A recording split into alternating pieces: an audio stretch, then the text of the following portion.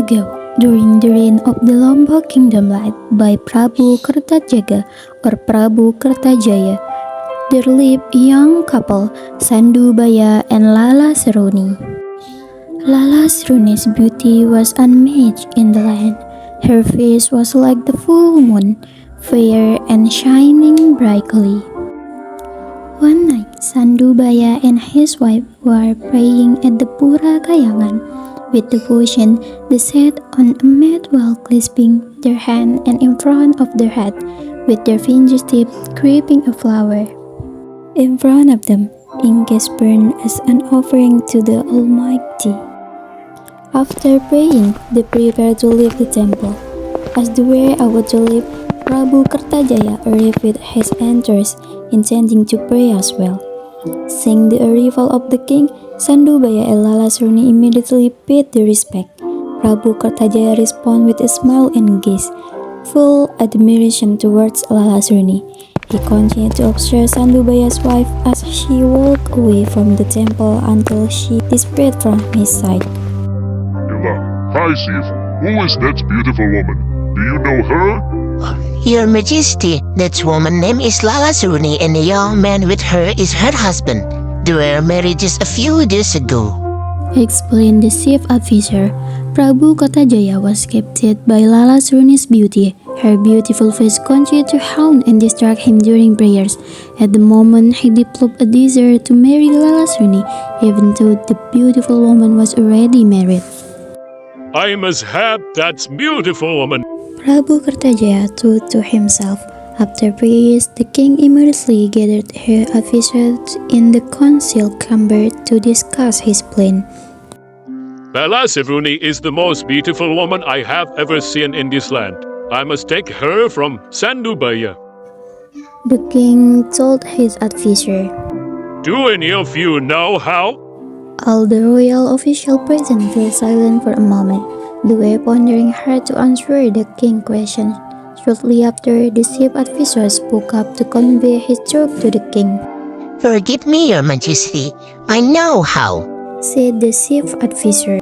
What is it, my dear Chief? Come on, speak up. Urged Prabu Kertajaya impatiently.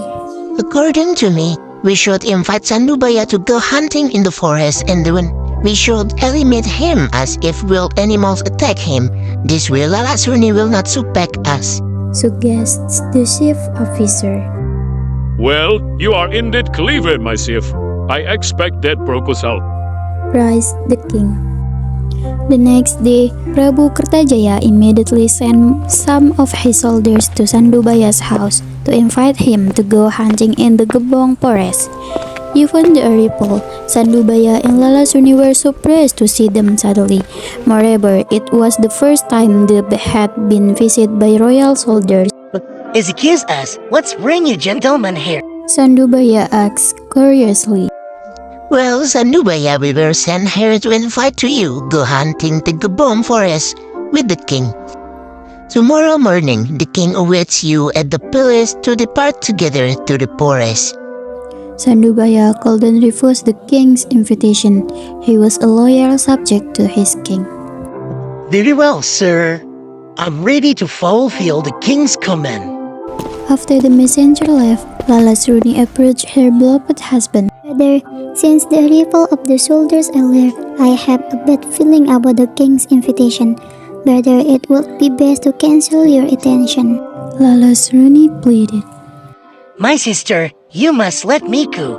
Hopefully, nothing will happen to me. Sandubaya reassured his wife. If tomorrow the Garamayame horse returns alone, it means I'm no more. I will wait for you at Maganga Barispi. Sandubaya further instructed. The next day, Sandubaya rode her horse Gagak Mayang accompanied by his beloved dog named Gata toward the palace. Upon arrival, he handed Prabu Kertajaya's intro depart for the Gebong forest, carrying hunting tools such as spears, matches, and arrows. Upon arrival in the Gebong forest, all members of the entourage immediately searched for the game. Meanwhile, Sandubaya was seen alone reading her her house looking for a wilbur hidden behind a thickness of bushes. With full concentration, he slowly pulled the spear in his hand and then threw it towards the wilbur. What happened next? Aduh! Sandubaya screamed in pain as a spear struck his back. He fell from her horseback and died instantly. Apparently, as he threw his spear toward the wilbur, a soldier spurred him from behind. Seeing the Mustang no longer moving, Gatah barked and immediately attacked the soldier. However, Sandubaya's blood dog was also spread by the soldiers until it died. Gagar Mayang, the horse, witnessed the event and immediately ran home. Meanwhile, at home, Lala Seruni had been readily since her husband's departure. She continued to pray for her beloved's safety. However, all hopes were dashed when Gagar Mayang returned alone. Oh, brother, you have truly left me. Lala Seruni said sorrowfully. Without further ado, Lala Seruni immediately rode Gagar Mayang and galloped towards the Kebong forest. Upon arrival, she couldn't hold back her tears even seeing her husband's corpse. Prabu Kertajaya, with his presence, expressed condolence for Sandubaya's death in front of Lala Seruni. Forgive us, Lala Seruni. We couldn't save your husband from the wilbur's attack. Prabu Kertajaya persuaded. Although she knew that her husband's death was not due to an accident, Lala Seruni remained silent. She simply resigned herself to her husband's fate. With the help of the soldiers, Sandubaya's body was taken home to be buried. The next day, Prabu Kertajaya sent his emissaries to fetch Lala Seruni to be taken to the palace. Initially, Sandubaya's wife refused. However, she couldn't resist dozens of soldiers forcing her.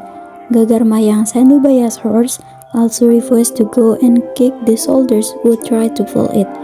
Unfortunately, the fate of the horse was sealed as it was spread by the soldiers until it died. After Lala Seruni arrived at the palace, the king began to persuade her to marry him.